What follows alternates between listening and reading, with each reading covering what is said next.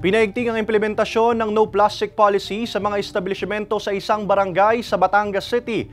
Tuloy-tuloy ring isinasagawa ang road clearing operations upang mapanatili ang kalinisan sa lugar. Alamin yan sa report ni Denise Abante. Mamaya ng DILG, dadating po sila, matikitan pa kayo. Araw-araw po yan ay ginagawa natin at pinaalalahanan ng lahat. Bawal ang nakapark sa karsada.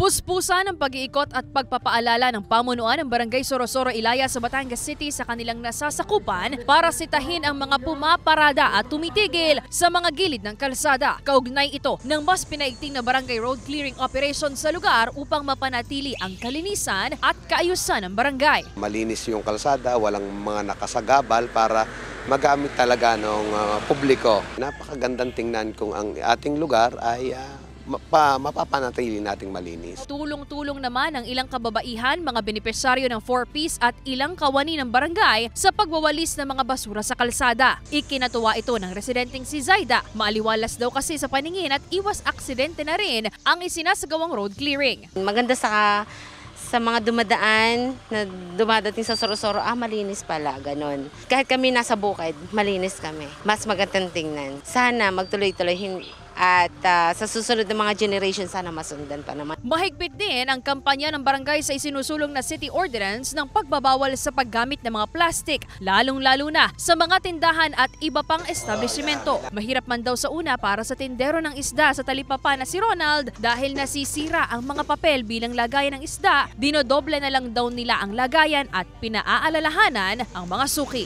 Mas okay po ang papel kasi natutunaw siya. Kaso hindi nga po madisiplina yung mga tao. Ayaw sila magdala ng lalagyan. Magdala po sila ng lalagyan. Basta yung hindi sila babagsak yung isda nila para maganda ang para panatili nating mabawal talaga yung plastic.